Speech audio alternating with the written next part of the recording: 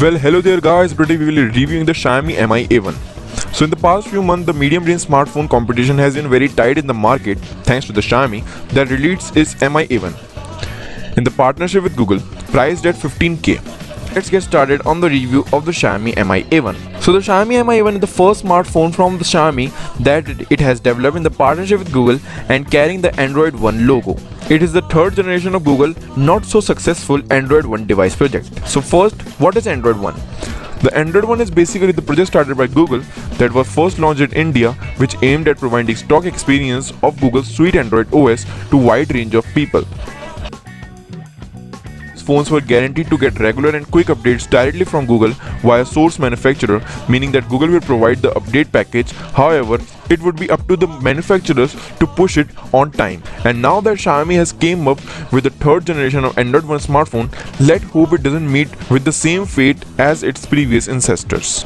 Coming on the design, in terms of design, Mi A1 comes at pretty decent and premium built smartphones.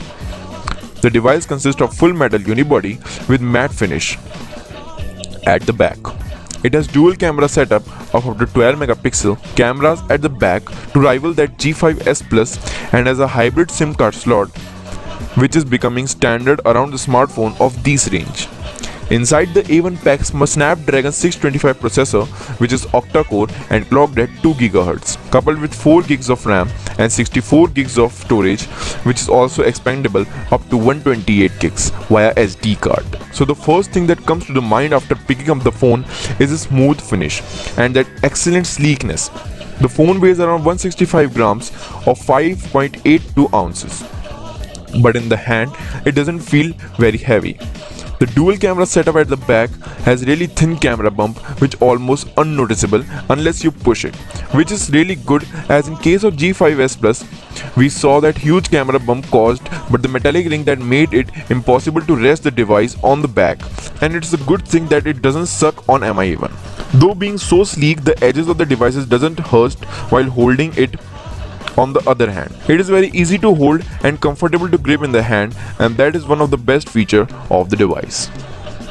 You have your usual housing of buttons on the device, that is, you have power button and volume rockers on the right and nothing but the SIM card and SD card tray on the left. At the bottom, you have USB Type-C jack along with a speaker grill, microphone jack on the either sides. At the top of the device, you have the secondary noise cancellation mic and IR blaster, which were absent on the G5s Plus. At the top portion of the front panel, you have the speaker grill and proximity sensor, along with front camera, and at the bottom portion, you have your hardware keys. One thing that bugs me is that the hardware keys that are not supposed to be there for the first part, since it's run a stock OS, it should have software navigation keys rather than the hardware keys. And the second thing that is noticeable in the black variant of the smartphone, which is the marking on the hardware keys, meaning that those small icons and markers, the reset and home button and back button, are completely immersed, that are almost unnoticeable on the phone, especially in the dark room. So they are improvised by providing the backlit keys, so that's not a problem.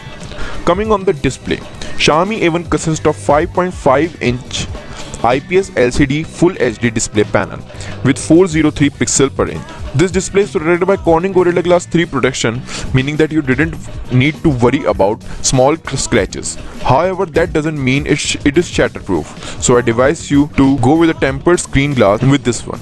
The IPS or in-plane switching display means that the color will be more brighter and vivid than your standard LCD display. The A1 was able to provide some decent viewing angles and color contrast in the sunlight also, that is to be expected from the device of its range. One thing to note that is some of my friends are getting dead pixels on this screen, which is like a dot like or stuck pixel that stand out in the black background on the screen. So if you have any sort of dead pixels, I suggest you to go to service center and have your device replaced, since it will eventually damage the whole screen. Coming on the camera is perhaps one of the major selling point of the device. As previously mentioned, the A1 consists of dual 12 megapixel camera setup at the back that are able to take very great portrait photos. But there are some pros and cons of these cameras.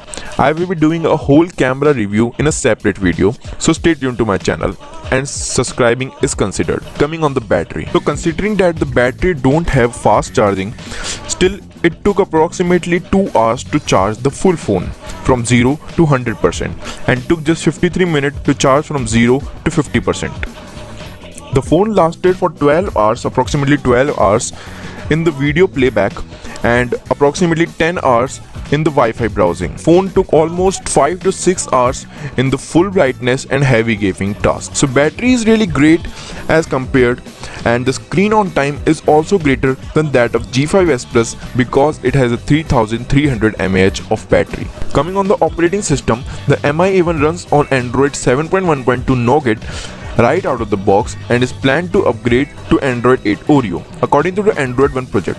Apart from that, let's talk about the software experience, which is simply awesome. The interface runs and works smoothly without any lags and glitches, which is to be expected from the stock and light uncustomized Android. You also have your standard Android features such as multi-window. However, they are not resizable. But with the 4 gigs of RAM and SD 625, the apps performed really well and there was no issue of force closing and lagging. The interface was smooth and also over. If you trust Google on this one, it's just gonna get better. So guys, this is my review on the Mi A1 and its pros and cons. Pros being smooth UI, faster update and well built design, and cons being not so good camera and not fast charging and many other. So I would suggest the Mi A1 to those who want a pixel-like experience along with faster updates and those who don't have any issues with minor noise in camera pictures. I will be doing a whole separate video in which I will be comparing the Moto G5s Plus and this Mi A1, which will be on my channel in 2 to 3 weeks. So stay tuned and consider subscribing. If you like this video, press that thumbs up icon and I will be seeing you guys in the next video. Well, that's it from me for this video. Leave a thumbs up and comment below your questions, and subscribe to my channel to keep me motivated in doing future videos like this.